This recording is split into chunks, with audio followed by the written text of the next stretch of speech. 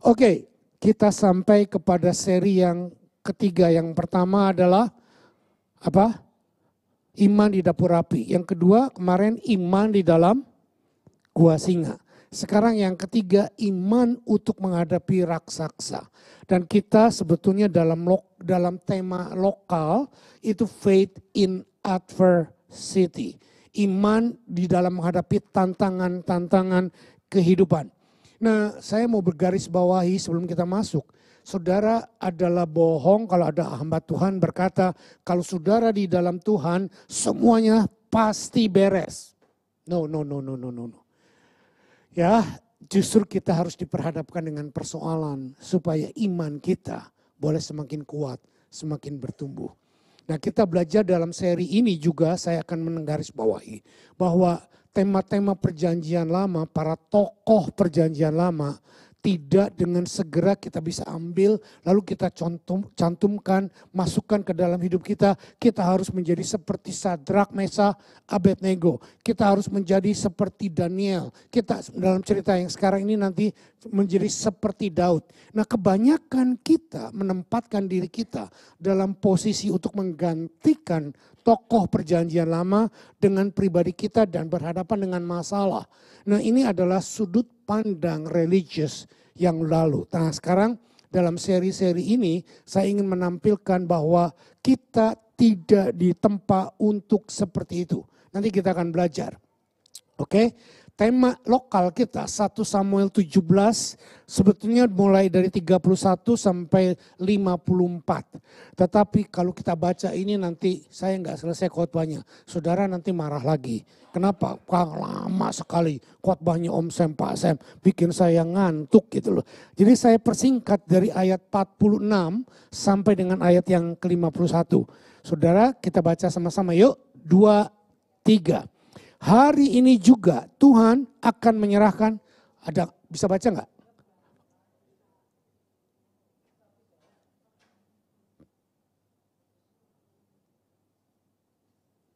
Oh, lewat ayat 46-nya. Loh. Salah.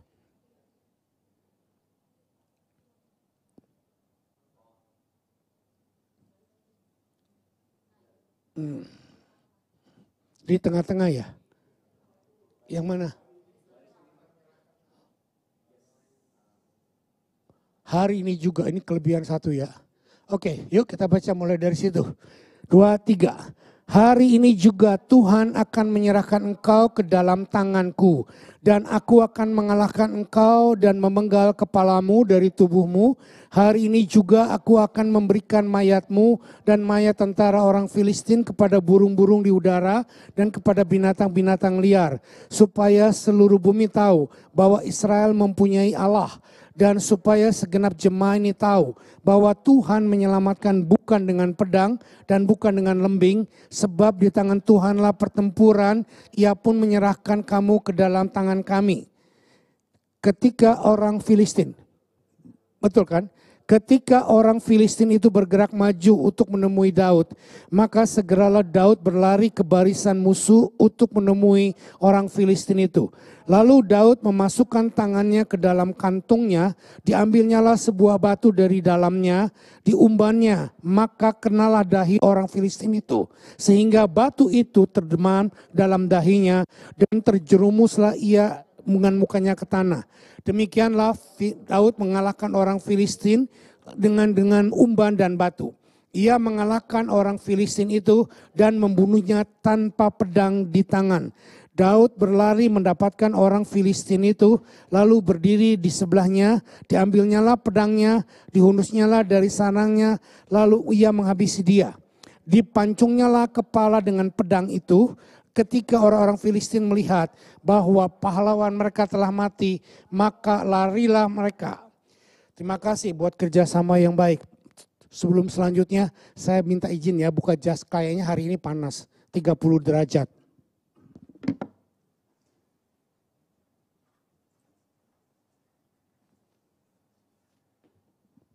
Thank you. Oke. Nah, kita sudah tahu cerita Daud dan Goliat. Semuanya apalagi yang dari kecil di sekolah minggu, ini merupakan cerita wajib untuk diceritakan dan dikisahkan. Dan saya percaya semua dalam hidup kita, pasti kita punya Goliat yang harus kita hadapi. Goliat itu bisa tantangan hidup, bisa pekerjaan, bisa bujangan-bujangan yang lagi cari jodoh, cewek atau cowok. Adalah Goliat-Goliat yang besar, sudah berdoa, sudah berapa kali kita ketemu cowok atau ketemu cewek, tapi nggak pernah cocok dan lain sebagainya. Dan banyak lagi tantangan-tantangan yang lain. Main point, tujuan utama kita mengenal Goliat adalah bahwa dalam setiap aspek kehidupan kita, kita pasti akan ketemu raksasa yang menghadang kita untuk menggagalkan rencana Tuhan terjadi dalam hidup kita. Yang mengerti katakan amin. Nah, masalahnya, poinnya yang sering kita lakukan adalah mendengar cerita Daud dengan Goliat, lalu kita berusaha untuk menjadi seperti Daud.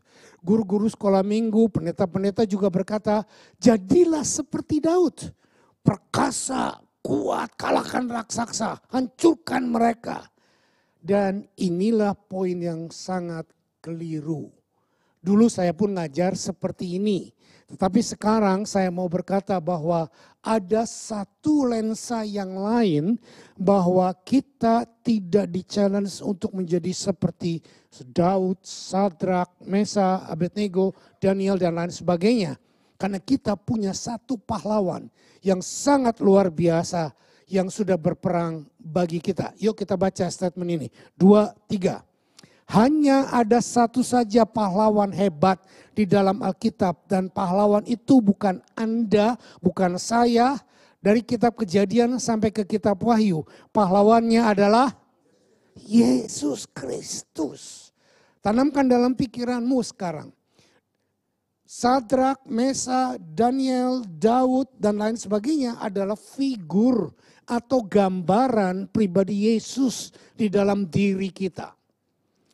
Jadi jangan tempatkan dirimu berhadapan langsung dengan persoalan, karena bagaimanapun juga kita tidak akan pernah bisa menang menghadapi Goliat-Goliat dalam hidup kita. Goliat adalah satu figur raksasa yang diterjemahkan oleh Alkitab, seorang pahlawan yang gagah perkasa. Tingginya hampir 2,5 meter. Mungkin 2 kali lipat lebih tinggi dari saya. Badannya besar dan senjatanya begitu luar biasa.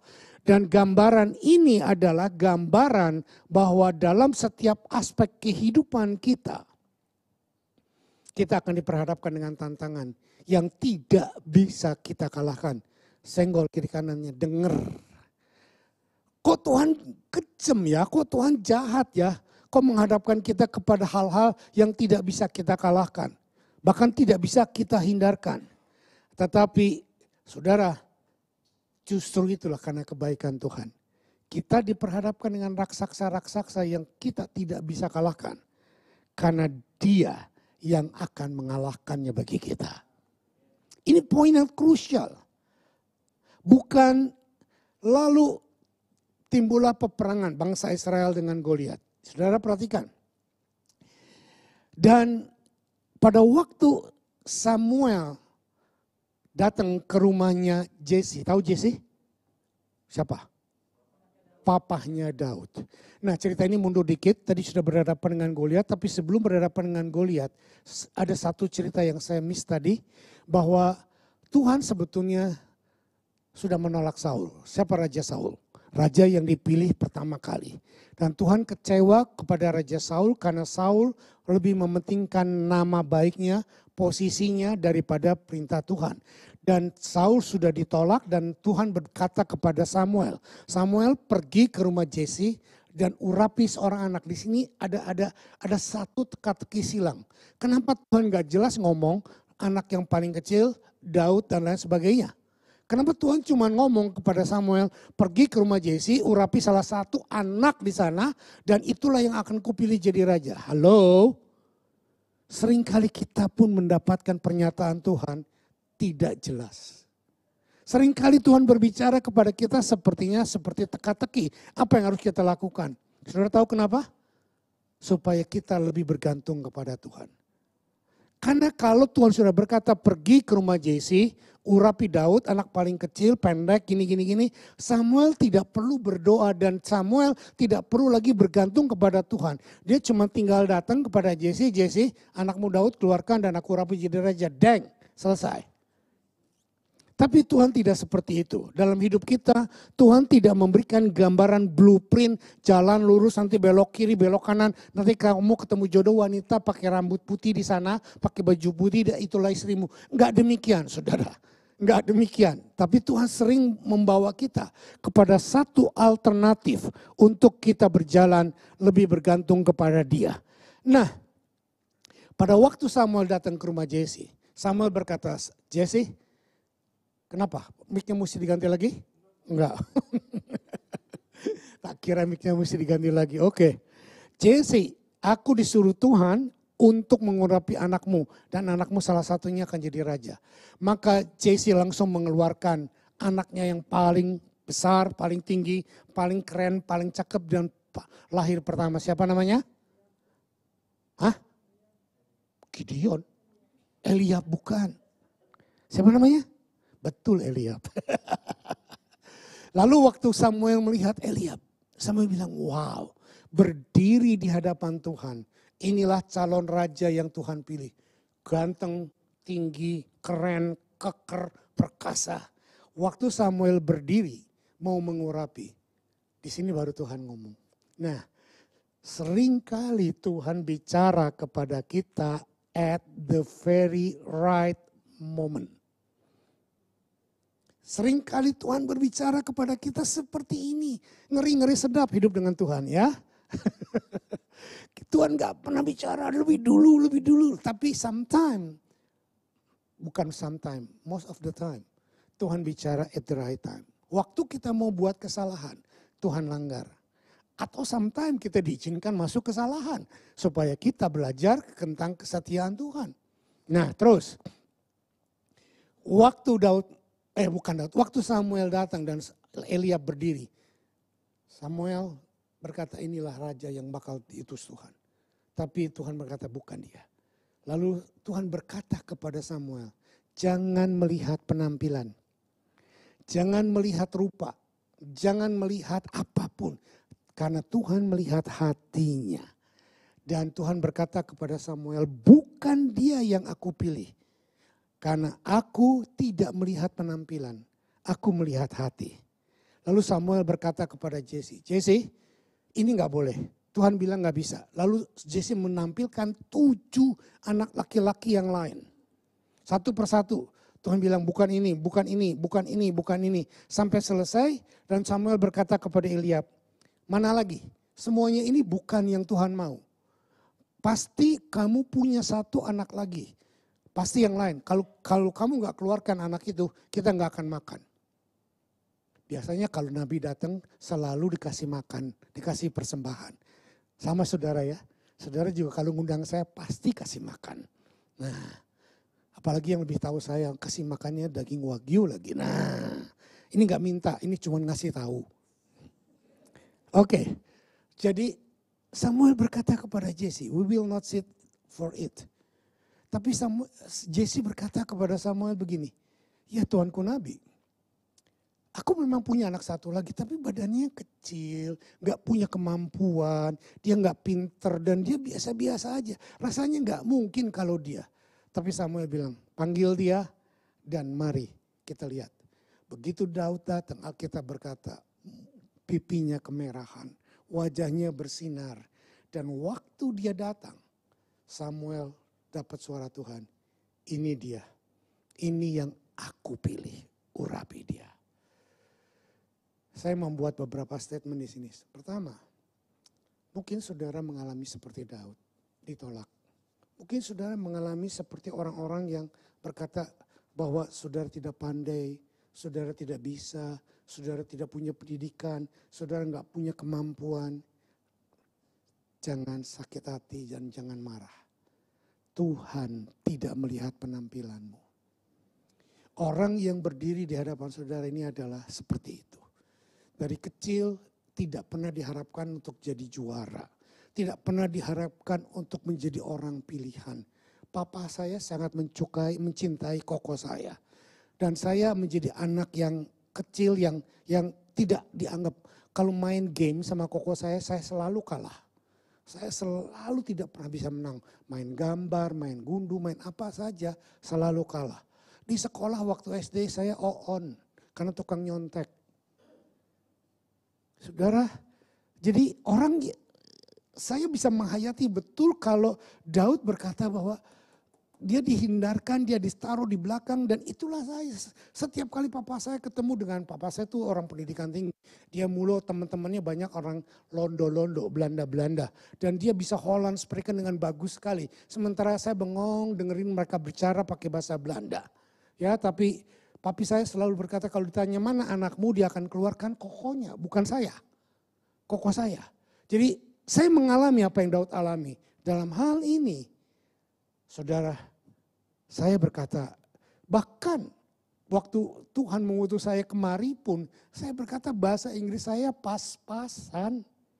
Tidak bagus dan saya tidak punya pendidikan sekolah teologi dan saya tidak punya modal yang bisa untuk diandalkan. Tetapi saya enggak berkata, Tuhan memilih saya. Tuhan melihat hati. Saudara yang ada di sini, perhatikan hatimu.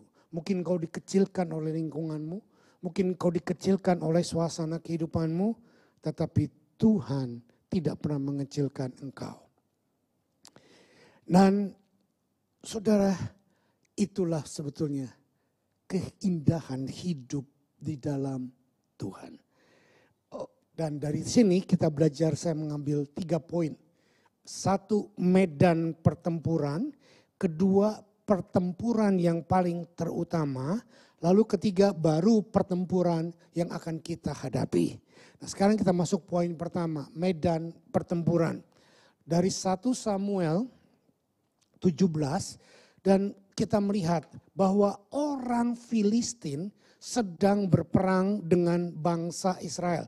Nah, saudara tahu kenapa orang Filistin berperang dengan bangsa Israel? Karena dari mulai keluar dari tanah Mesir dan masuk ke tanah perjanjian, Tuhan sudah berkata kepada bangsa Israel, habiskan orang Filistin, tuntas habis orang Filistin. Karena salah satu penduduk tanah perjanjian adalah orang Filistin.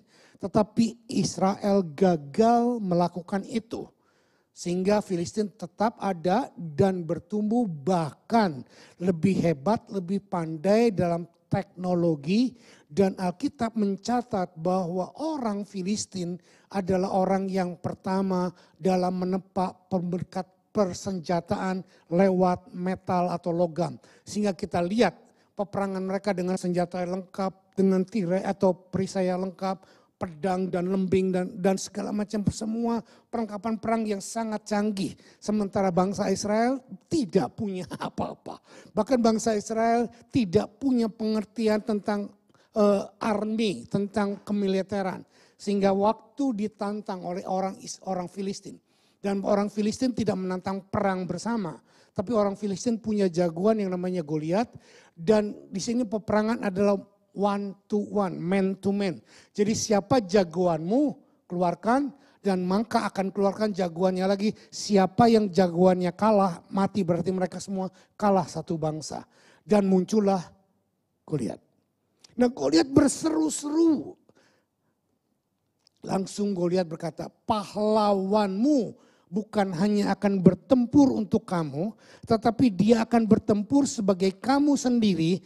Kalau pahlawanmu menang, maka kamu menang. Tapi kalau dia kalah, maka kamu akan kalah. Inilah pertempuran antara 2 jagoan. Nah, Goliat sudah terkenal jagoan banget. Tapi Daud boro-boro berperang. Pernah menghadapi musuh aja nggak pernah. Nah, waktu keadaan seperti ini tidak ada satupun, bahkan Raja Saul yang dikatakan waktu itu badannya gagah perkasa, persenjataannya lengkap, tidak berani menghadapinya. Dan tidak ada satupun bangsa Israel yang berani untuk menantang Goliat. Nah, tibalah waktunya. Mereka sedang berperang, Goliat sedang berseru-seru, meledek orang Israel, meledek Tuhannya orang Israel. Lalu Jesse panggil Daud. Daud, aku dengar nih kokomu di medan peperangan. Nah sekarang bawa ini makanan ke mereka supaya aku mengerti bahwa keadaan mereka oke. Nanti kamu pulang bawa tanda bahwa mereka oke. Jadi nggak percaya cuma mulut Daud, tetapi papanya minta bukti bahwa anak-anaknya di sana semua oke. Dan Daud pergi ke sana. Waktu Daud pergi ke sana, Daud bertemu dengan orang-orang Israel dan Daud melihat Goliat sedang petenteng, angkat tombak dan lain sebagainya. Dia berkata apa? Mana musuh, mana jagoanmu Israel? Kamu semua bangsa yang pengecut, bahkan Tuhanmu pun Tuhan yang gak ada gunanya. Dan dia merendahkan nama Tuhan di hadapan bangsa Israel. Nah waktu Daud mendengar ini, imannya, pengalaman hidupnya dengan Tuhan itu bangkit. Banyak pendeta berkata bahwa Daud tertantang menantang Goliat karena ada reward yang diberikan oleh Raja Saul. Apa itu rewardnya? Menantu raja. Kedua dikasih harta yang banyak. Ketiga akan dibebaskan dari pajak seumur hidupnya. Saya pernah dengar khotbah pendeta yang bicara tentang Daud melawan Goliat. Salah satu motivasi Daud mengalahkan Goliat adalah ini. Tetapi saya mempelajari di dalam Alkitab tidak demikian. Kalau saudara baca, Daud merasa marah, Daud merasa jengkel, Daud merasa sungguh-sungguh ini orang keterlaluan. Bukan karena dia menghina bangsa Israel, tapi dia menghina nama Tuhan. Saudara perhatikan, Daud bangkit heroismenya, Daud bangkit kepahlawanannya. Karena nama Tuhan dihina dan diinjak-injak oleh orang kafir. Dan inilah sebetulnya motivasi Daud. Walaupun waktu Daud datang dan berkata, aku akan menghadapi mereka. Kokonya dengar, Eliab marah sama Daud. Kamu jangan sok jago, siapa kamu? Tukang angon kambing domba aja berani-berani mau ngelawan perang. Saudara, seringkali orang mencemoohkan iman kita. Seringkali orang memandang rendah akan keyakinan kita. Don't bother. Kehebatan kita bukan karena orang percaya kepada iman kita dan kepada kita. Kehebatan kita terletak daripada penyertaan Tuhan. Amin. Seringkali banyak orang yang merendahkan kita. Seringkali banyak orang yang berkata bahwa kamu gak mungkin bisa. Memang kita gak mungkin bisa. Tetapi saya mau beritahu ada satu orang yang mengutus kita untuk melakukan perkara-perkara yang besar. Namanya Yesus. Amin. Lalu setelah dicemoohkan oleh saudaranya, oleh Raja Saul. Lalu Daud berkata seperti ini. Yuk kita baca 1 Samuel 17 ayat 26. Lalu berkatalah Daud kepada orang-orang yang berdiri di dekatnya. Apakah yang akan dilakukan kepada orang-orang yang mengalahkan orang Filistin itu? Dan yang menghindarkan cemooh dari Israel? Siapakah orang Filistin yang tidak bersunat ini? Sampai ia berani mencemoohkan barisan daripada Allah yang hidup. Saudara lihat sikap Daud. Dia marah karena dicemoohkan pasukannya Tuhan. Dia marah karena nama Tuhan dihujat, dijelek-jelekan. Pada waktu semua orang melihat Goliat sebagai seorang raksasa pahlawan yang tidak terkalahkan, Daud melihat Goliat sebagai orang Filistin yang tidak bersunat dan yang berani mencemoohkan nama Tuhan. Beda gak sudut pandangnya? Beda banget. Beda banget sudut pandangnya. Sudut pandang Daud bukan bicara tentang kebenarannya. Bukan bicara tentang kehebatannya. Bukan bicara tentang Israelnya. Tapi dia bicara tentang Tuhannya Israel. Inilah konsep hidup kita. Setiap aspek kehidupan kita harus berani menunjukkan siapa Allah kita. Amin. Lalu berita bahwa Daud berani menghadapi Goliat tersebar ke seluruh tentara Israel. Dan sampailah berita ini ke Raja Saul. Lalu Raja Saul memanggil Daud dan berkata, loh kamu kecil kuntet kate seperti ini. Mau menghadapi tentara raksasa yang seperti itu? Gak mungkin. Gak mungkin lah, jangan so jago lah, jangan so hebat lah. Saudara, saya mau nangis ngomong ini. Seringkali kita yang punya iman yang benar direndahkan oleh orang-orang yang kita pandang hebat. Amin. Seringkali kita dipandang rendah oleh orang-orang yang seharusnya memberikan kekuatan, memberikan support kepada kita.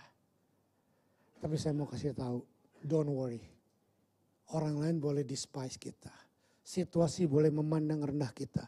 Bahkan mungkin orang tua, suami, istri, anak, orang-orang terdekat kita boleh merendahkan kita. Tapi kalau engkau punya Tuhan, Tuhan tidak pernah merendahkan kita. Nah, kita lihat bagaimana sikapnya. Lalu setelah Saul berkata enggak mungkin, Saul punya ide. Oke. Kamu berani kan? Oke. Nah, kalau kamu berani, sekarang ini pakai ketopongku, pakai perisaiku, pakai baju perangku, pakai pedangku, hadapilah Goliat. Nah, karena Daud memang kecil, pendek dan enggak berotot badannya. Waktu dipakein itu semua, dia kayak robot, bidi. Gak berjalan, gak bisa bergerak, gak bisa. Kenapa? Karena semuanya tidak pas dengan ukuran dia. Dan akhirnya Daud berkata, ya Tuanku Raja, ini gak bisa, aku gak bisa pakai ini semuanya. Lalu Saul berkata, lalu gimana kamu menghadapinya?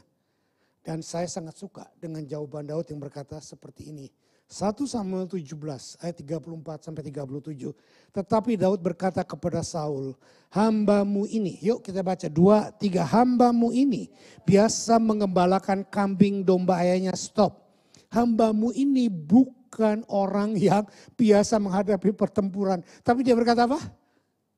Menggembalakan kambing domba. Saudara, saya mau panggil Anda, dengar baik-baik. Saudara tidak perlu hebat dalam situasi politik, ekonomi, strategis. Jadilah gembala. Gembala KM, jangan ditolak. Jadilah gembala KM. Pada waktu engkau jadi gembala KM, Tuhan akan memberikan kau hikmat untuk melakukannya dengan baik dan benar. Mungkin seperti Daud. Dilihat gak bisa, gak mungkin gak bisa. Tapi saya pelajari, ini nggak ada di dalam Alkitab, saya pelajari. Hampir semua tokoh-tokoh perjanjian lama yang Tuhan pakai hampir semua lewat fase penggembalaan. Ya apa ya? Daud salah satunya. Musa, tokoh politik yang hebat, tetapi waktu Tuhan memproses jadi gembala berapa tahun? 40 tahun.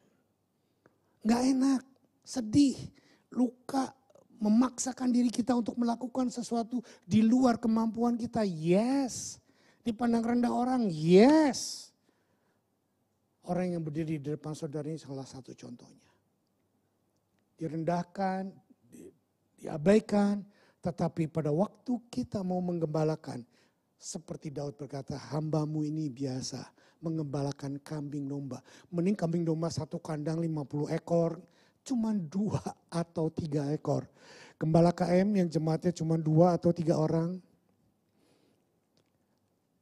Amin. Be strong. Be strong. Teruskan. Seperti Daud, setia. Hambamu ini biasa mengembalakan kambing domba. Kambing domba siapa? Bukan kambing dombanya Daud. Anda gembala KM tidak mengembalakan domba Anda. Anda akan berkata, wah Om Samuel keenakan. Kalau saya jadi gembala yang baik, nanti jemaatnya baik. Pak Samuel yang enak. No, Daud tetap setia kepada pengembalaannya. Saudara, perbuatanmu, motivasimu untuk melakukan.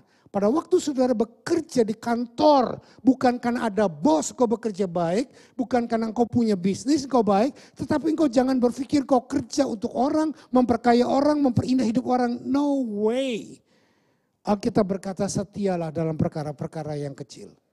Alkitab juga berkata, setialah dalam perkara milik orang lain, maka Tuhan akan memberikan kepadamu. Maaf ya kalau saudara tersinggung atau tertusuk dengan statement-statement saya. Bukan sakit hati yang saya harapkan. Yang saya harapkan saudara bertobat dan berubah.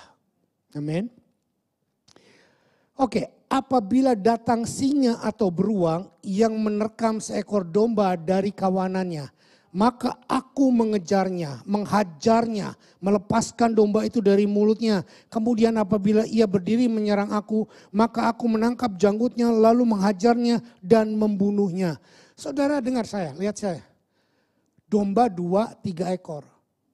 Terus datang beruang atau datang singa menerkam salah satunya. Dan kalau domba itu mati diterkam, terus dia pulang ke papanya, dia bilang, "Pah, tadi ada singa menerkam satu domba. Untung aku selamat." Papanya akan bilang apa? "Puji Tuhan kamu selamat nak, ya udah gak apa-apa domba." Betul? Betul seperti itu.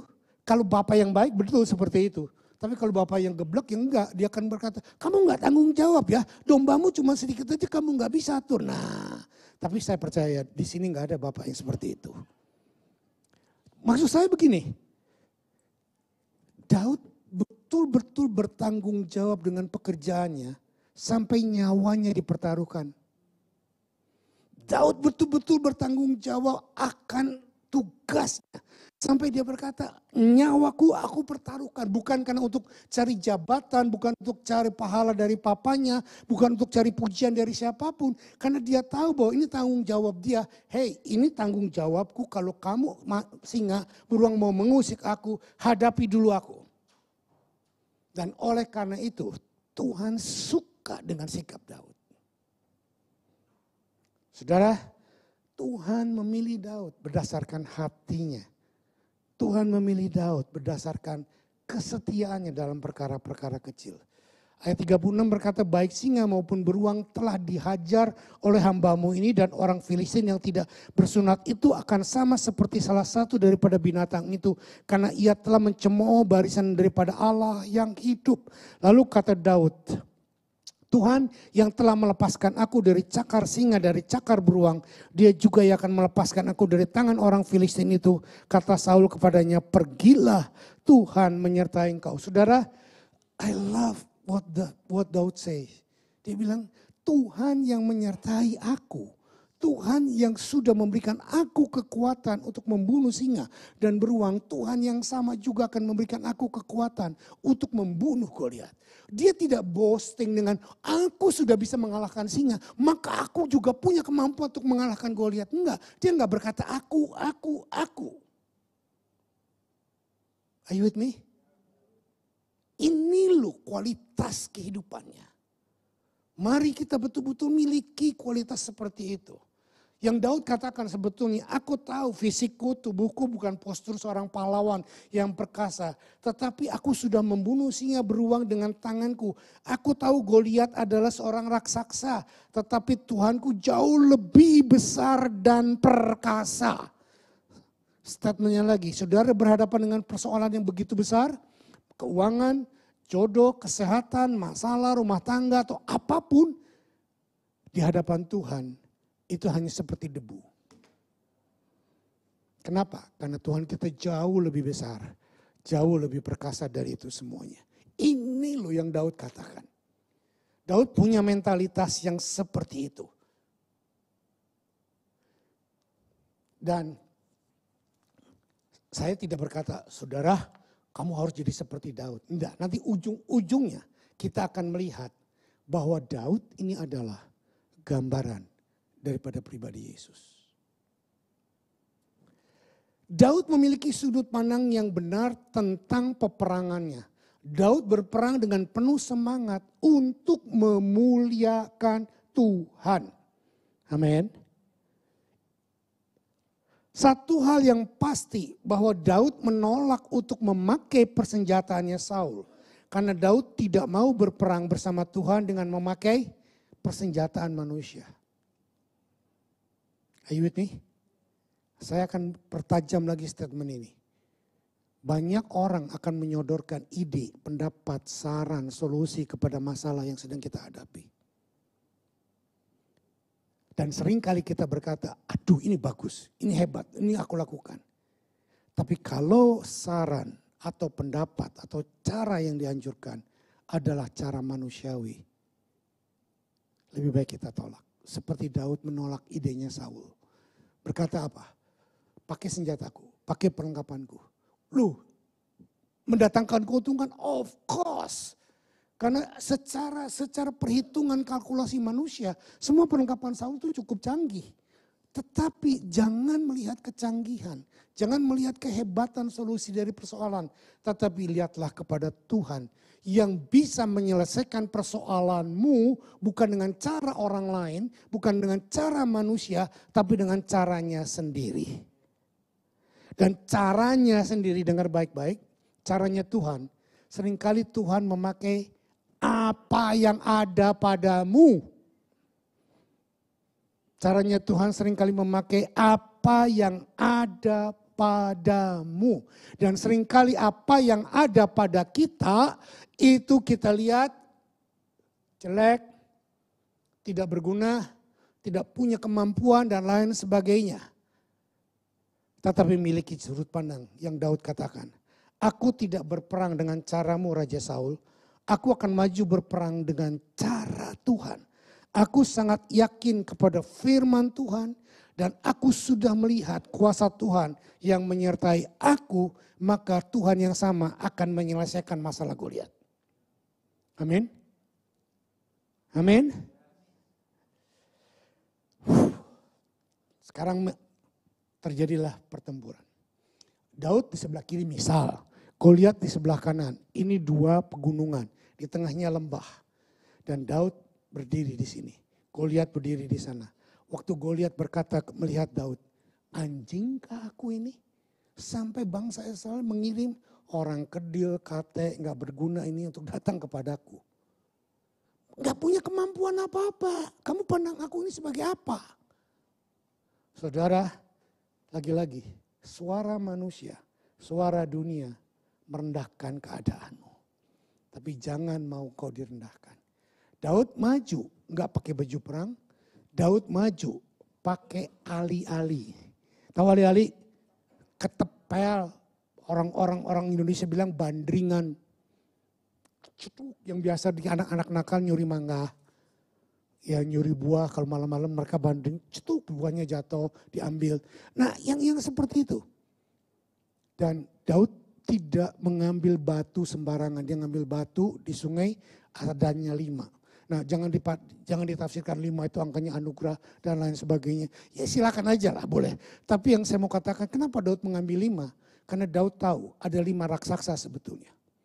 Goliat cuma salah satunya. Ada 4 lagi saudaranya Goliat di belakang yang berdiri. Dan Daud sudah siap. Satu batu untuk satu raksasa. Karena Daud sudah menempa dirinya bahwa dia mengumban batu dan tidak pernah melesat.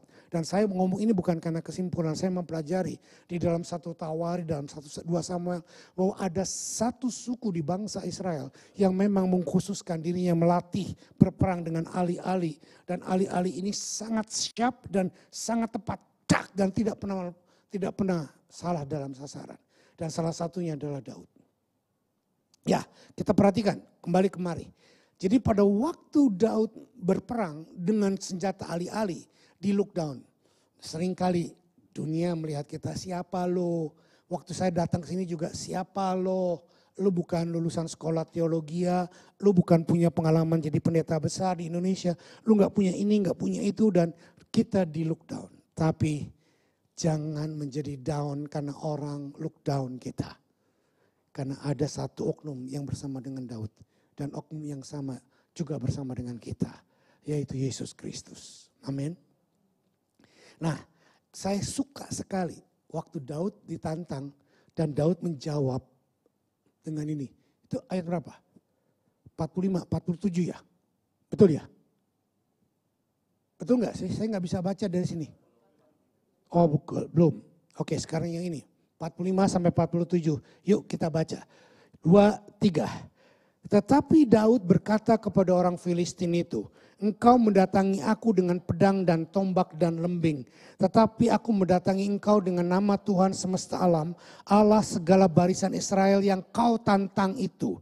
Hari ini juga Tuhan akan menyerahkan engkau ke dalam tanganku dan aku akan mengalahkan engkau dengan memenggal kepalamu dari tubuhmu. Hari ini juga aku akan memberikan mayatmu dan mayat tentara orang Filistin kepada burung-burung di udara dan kepada binatang-binatang liar. Supaya seluruh bumi tahu bahwa Israel mempunyai Allah dan supaya segenap jemaat ini tahu bahwa menyelamatkan bukan dengan pedang dan bukan dengan lembing, sebab tangan Tuhanlah yang bertempur, ia menyerahkan kamu ke dalam tangan kami. Sudah dengar itu? Daud lagi-lagi berkata bahwa kamu maju dengan semua persenjataanmu yang begitu lengkap, begitu sempurna. Tapi aku maju dengan nama Tuhan. How? What an answer. Begitu luar biasanya keyakinan Daud. Daud maju berperang dengan nama Tuhan. Dalam nama Tuhan. Berarti Daud berperang bagi Tuhan dan bersama Tuhan. Amin. Ini yang harus kita lakukan. Kita harus maju berperang menghadapi persoalan apapun dalam hidup kita bersama Tuhan. Dengan cara Tuhan dan bagi kemuliaan Tuhan. Amin. Ini yang harus kita lakukan dalam hidup kita. Lalu satu hal saudara perhatikan gak? Tadi saya sudah bilang senjatanya Daud apa? Batu dan ali-ali. Tetapi kalau bacaan tadi kita baca. Bahwa Daud berkata, aku akan memenggal kepalamu. Dari mana Daud punya pedang? Nah, pedang yang Daud pakai memenggal kepala Goliat adalah pedangnya Goliat. Apa nih artinya buat kita? Senjata yang ditempa oleh musuh untuk melawan kamu. Yesaya berkata, akan dipakai Tuhan untuk menghancurkan mereka sendiri. Wow. Jadi jangan takut dengan fitnahan, tuduhan, keadaan-keadaan buruk yang disampaikan kepada kita lewat ancaman-ancaman pedang.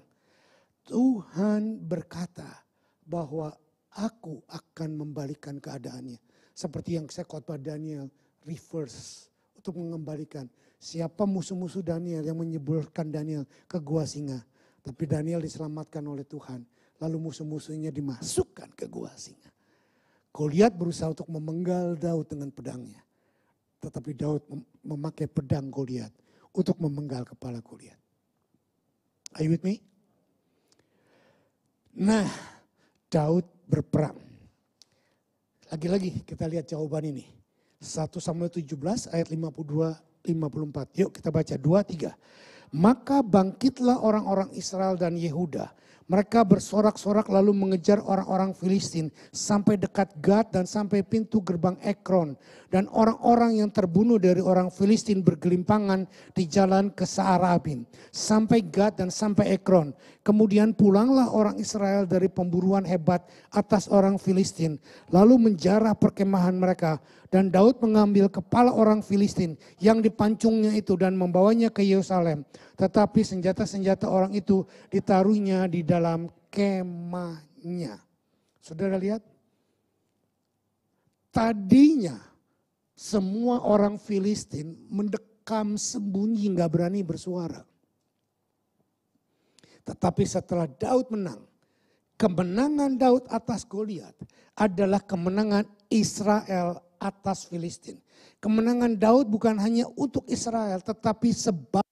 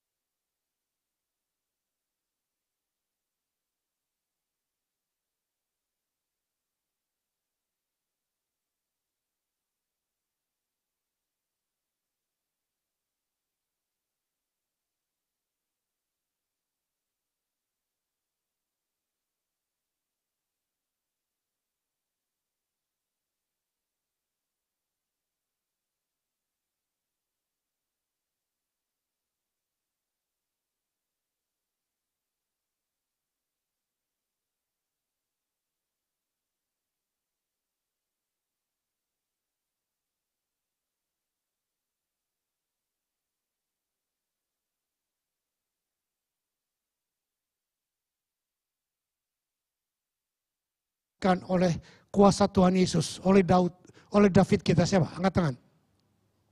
Gak ada? Gak berani ya? Gak berani, takut disuruh kerja soalnya. Takut disuruh pelayanan soalnya. Nah ini loh buktinya.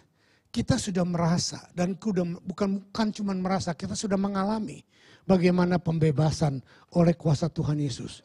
Bagaimana kuasa Daud, bagaimana kehebatan Daud sudah memberi kemenangan kepada kita. Persamaan cerita kita di dalam kapasitas yang berbeda, bahwa Tuhan Yesus memberikan kemenangan adalah kemenangan karena Yesus adalah pahlawan yang berperang bagi kita. Are you with me? Just like David, Jesus had made humble beginning from Bethlehem. Just like David, Jesus lived passionately for the glory of God. Just like David, Jesus trusts the power of the promise of God over human method. Just like David, Jesus was mocked by his own brother. But unlike David, Jesus did not only risk his life for the people of God. Jesus lost his life on the cross for the people of God. Are you with me? Ini loh kehebatannya. Back to the story of Jesus Christ. Yesus sudah mempertaruhkan semua kehidupannya dengan kematiannya. Yesus sudah menyerap semua dosa kita. Yesus sudah menyerap kelemahan kita. Yesus sudah menyerap semua keburukan kita. Dengan kematiannya, dia sudah mengalahkan setan, dosa, dan kematian. Itulah musuh kita yang paling utama. Karena gak ada satu orang pun yang bisa mengalahkan dosa, yang bisa mengalahkan kematian. Tetapi Yesus sudah melakukannya. Itulah pertempuran utama. Jadi musuh utama kita adalah kematian kekal. Musuh utama kita adalah dikuasai oleh kuasa dosa dan setan yang mempengaruhi hidup kita. Dan kita sudah dibebaskan dengan kematian Yesus di atas kayu salib. Sekarang poin saya yang ketiga. Ini apa nih? Udah kan? Udah baca kan? Udah. Oke, sekarang kalau kita mau sungguh-sungguh berkata, pertempuran yang paling utama dalam hidup kita adalah pertempuran kita. Tadi pertempuran paling utama adalah Yesus. Sekarang pertempuran, saudara jangan berpikir karena Yesus sudah mati di atas kayu salib. Yesus sudah jadi Daud, jadi aku tidak perlu menghadapi Goliat. Wrong. You like it or not, saudara siap atau tidak, saudara akan tetap diperhadapkan dengan Goliat. Tetapi jangan lagi pakai cara yang lama. Merasa diri kita sok jago. Aku berdoa lebih banyak. Aku berpuasa lebih banyak. Aku memberikan perpuluhan lebih rajin. Aku pelayanan lebih rajin supaya aku dapat kekuatan dan aku bisa mengalahkan Goliat. Saudara, itulah cara yang lama. Jadi kita menempatkan diri kita sebagai Daud. Tidak demikian, tetapi saya pun tidak berkata kepada saudara, ongkang-ongkang kaki saja, enak-enak saja, nggak usah ngapain. Nanti Tuhan akan memberikan kamu kemenangan. That's totally wrong also. Itu adalah ekstrim kiri dan ekstrim kanan.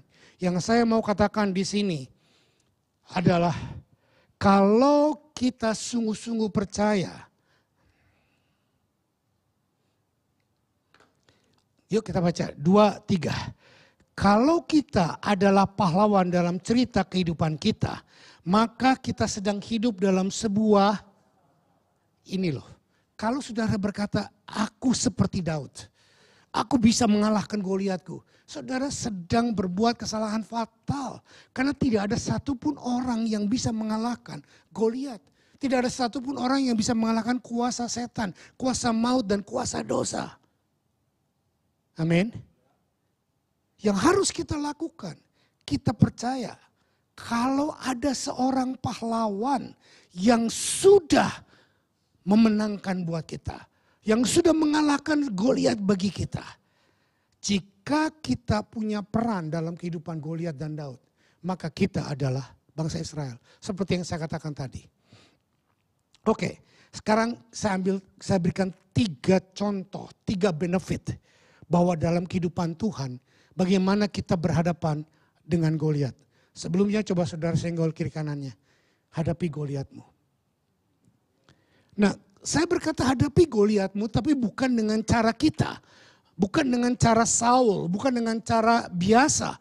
Tapi hadapi Goliat kita dengan cara Tuhan. Amin. Pakailah Tuhan, izinkan Tuhan sebagai Daud kita ada di tengah antara kita dengan Goliat. Are you with me? Ini yang harusnya kita lakukan. Pertama, saya berikan 3 contoh. Hal-hal yang bisa mempengaruhi hidup kita, apa yang kita ambil dari pelajaran cerita Daud dan Goliat. Pertama, hidupmu adalah untuk memuliakan Tuhan. Tadi dalam perjalanan kemarin saya diskus sama Ilu. Ilu jangan sakit hati, jangan kecewa kalau kamu hidup dan dilahirkan dari keluarga yang sangat sederhana, sangat tidak punya. Sehingga kamu merasa bahwa hal-hal yang kamu lakukan itu semuanya kok biasa-biasa saja. Saya bilang kita tidak bisa memilih. Tetapi justru pada waktu kita merasa diri kita rendah. Seperti bangsa Israel. Seperti orang-orang yang tidak tahu bahwa dia lahir dari keluarga biasa. Dari keluarga yang sangat sederhana. Sehingga harus berjuang setengah mati. Nah ini cara yang pertama. Manusia berjuang setengah mati untuk memperbaiki hidup. Cara yang saya sodorkan adalah kita punya juru selamat. Hiduplah untuk memuliakan Tuhan. Dengar baik-baik. Semakin rendah kita lahir. Semakin terpuruknya kehidupan kita. Semakin tidak berartinya keturunan dan latar belakang kita. Pada waktu kita ketemu Yesus. Kita dimuliakan. Kita diangkat. Maka hidup kita akan sangat berbeda. Berfokuslah kepada memuliakan Tuhan. Yuk baca statement ini. Saya buat ini 2, 3. Pada waktu hidup kita memuliakan Tuhan, maka cara kita menghadapi pencobaan akan sangat berbeda. Kita tidak lagi meminta Tuhan untuk menjauhkan kita dari setiap pencobaan. Tetapi kita akan berdoa supaya Tuhan dimuliakan bersama dengan kita di dalam pencobaan yang kita hadapi. Kalau tadi saya katakan ceritanya Ilu. Tetapi dalam setiap aspek kehidupan kita, kita akan mengalami satu pencobaan yang saya katakan tadi. Dihadang oleh Goliat yang berusaha untuk menghancurkan kita. Yang berusaha untuk memisahkan kita dari kasih karunia Tuhan. Yang berusaha untuk membuat fokus kita berubah bukan untuk memuliakan Tuhan.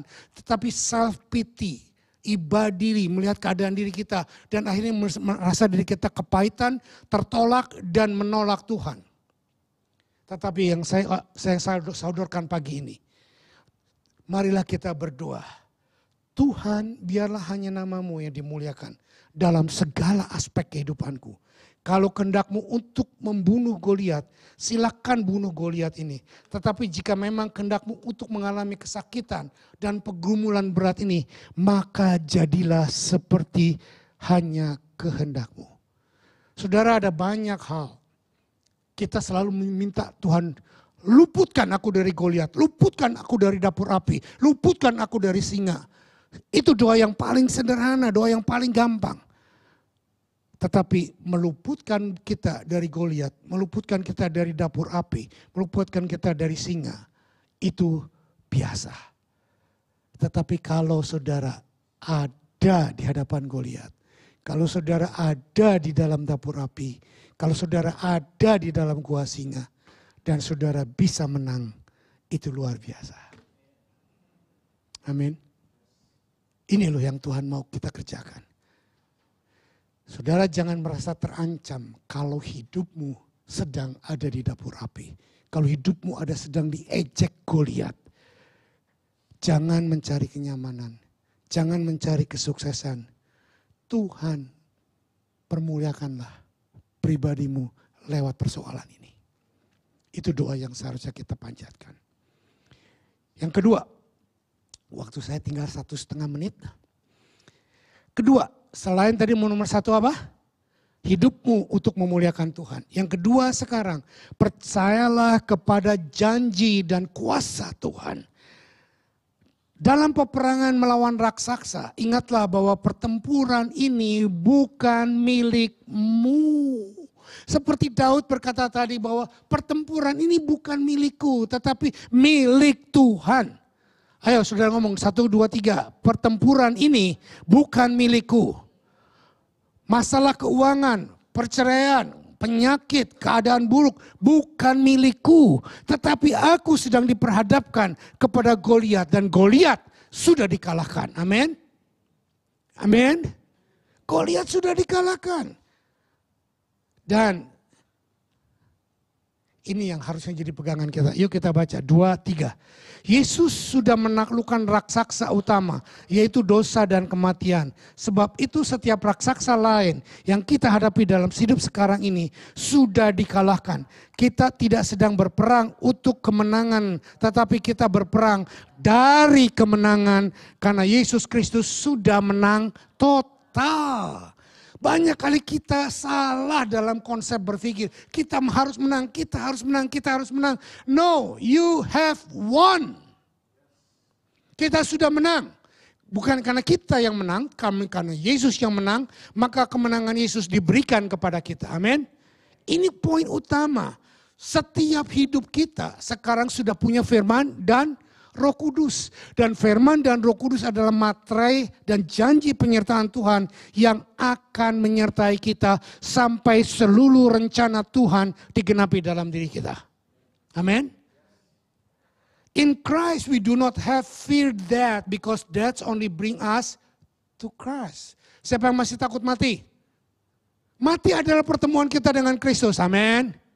Enggak peduli matinya kayak apa. Om, aku paling sedih kalau mati ketabrak. Mati ketabrak kah? Mati apakah? Mati apakah? Cara kematian tidak menentukan kau benar atau tidak.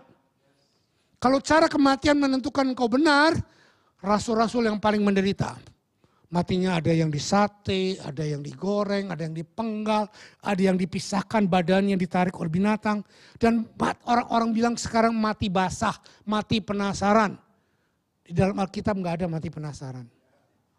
Adanya cuma di lagunya Rhoma Irama. Sungguh mati aku jadi penasaran. Nah, itu lagunya, lagu Rhoma Irama waktu saya masih kecil. Mati cara apapun, yang penting kita sudah di dalam Tuhan. Amin. Tapi jangan minta cepat-cepat mati. Karena kalau saudara hidup, kata Paulus, masih memberikan hidup untuk memuliakan nama Tuhan. In Christ we do not have fear the future. Di dalam Tuhan kita tidak perlu takut masa depan. Orang tua, jangan takut nanti anakmu gimana. Serahkan kepada Tuhan. Amin. Serahkan kepada Tuhan. Waktu Tuhan mengubah hidupmu, Tuhan juga bisa mengubah hidup anakmu. Amin. Serahkan mereka semua kepada Tuhan. Istri, suami jangan takut, cereksain handphonenya setiap hari. Nyeleweng apa enggak, ada janji sama siapa apa enggak. Saudara, percuma kau lakukan. Kalau dia mau nyeleweng, kapanpun dia mau nyeleweng bisa. Izinkan Tuhan yang beracara, amin. Serahkan kepada Tuhan, kalau dia nyeleweng, kamu menyeleweng kepada Tuhan. Amin. Ada yang amin takut. In Christ we do not have fear disapproval because we already have the smile of God. Ada banyak orang yang berhalanya untuk disenangkan oleh tuh orang. Aduh tadi khotbahnya bagus, aduh tadi gini-gini. Itu adalah approval, berhalanya approval. Dan banyak kali juga saudara, saya dulu seperti itu. Saya pengen tanya pada orang, khotbahku tadi gimana? Nah, sekarang saya nggak mau lagi bicara seperti itu. Walaupun saya melihat masih ada orang-orang yang tertidur waktu saya khotbah. Saya nggak tersinggung. Saya nggak marah. Karena Tuhan Yesus tidak pernah tidur dengerin saya khotbah. Amin. Saudara, engkau tidak menghina saya. Nggak masalah. Ada orang bilang khotbahmu bagus Pak, tapi kepanjangan. It's no problem. It's problem for you, no problem for me. Hayya. Jadi saya tidak akan lagi takut masa depan. Pak nanti gereja makin sedikit, urusannya Tuhan. Gereja banyak atau sedikit karena khotbah panjang, karena khotbah pendek, itu urusannya Tuhan. Amin. Saya mau belajar untuk berfokus kepada pengertiannya Tuhan. Saya mau mengajar orang yang mau diajar, bukan orang yang cuma mau cari senangnya sendiri. Oke, terakhir. Waktunya sudah habis, oke 1 menit lagi, enggak 5 menit lah ya. 3, lihatlah kepada anak Allah. Kalau tadi pertama apa? Hidup untuk memuliakan Tuhan. Kedua apa?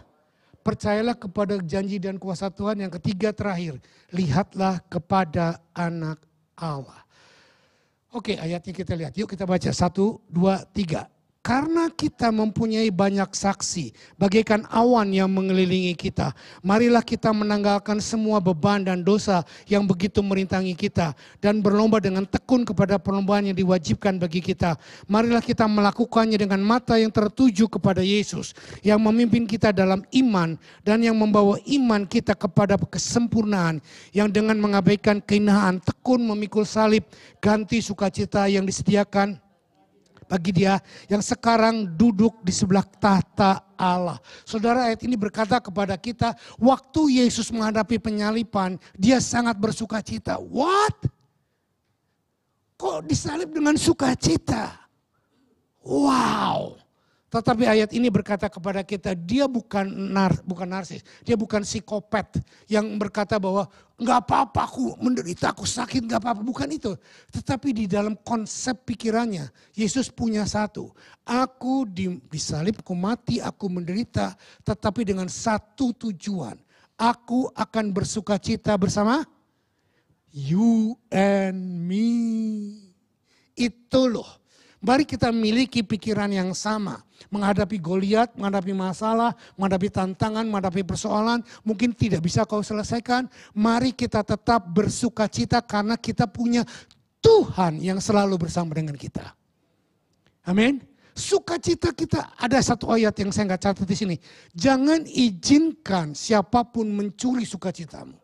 Sukacita bukan cuma karena engkau dapat bonus banyak. Sukacita bukan karena kita lagi liburan ke Eropa, beli tas Hermes. Sukacita bukan karena kita naik pesawat business class atau first class. Sukacita bukan karena kita punya mobil baru, ya itu sukacita. Tetapi di atas segalanya sukacita bagi kita adalah karena Tuhan Yesus komitmen tidak akan pernah meninggalkan kita.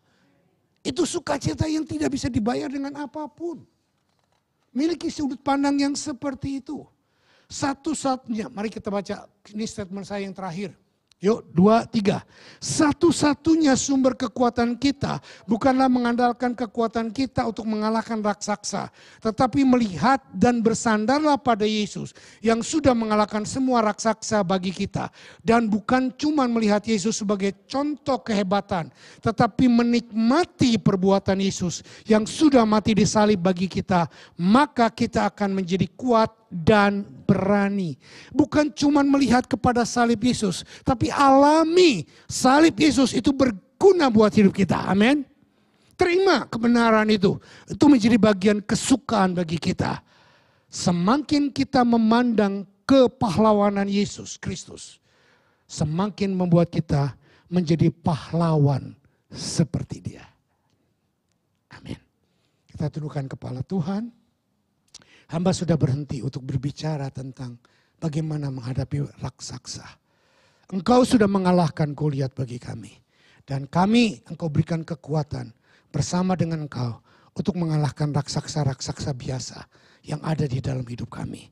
Tuhan, kami percaya kalau engkau sudah membunuh Goliat, engkau juga akan membunuh seluruh raksasa. Entah itu keuangan, entah itu kesehatan, entah itu hubungan, entah itu masa depan, entah itu anak, entah itu suami, entah itu istri, entah itu apapun raksasa yang menghadang di depan kami. Engkau sudah memberikan kemenangan bagi kami.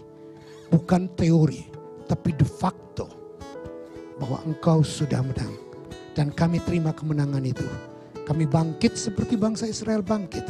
Dan kami akan menghadapi tantangan-tantangan kami. Karena engkau sudah mengalahkan Goliat bagi kami.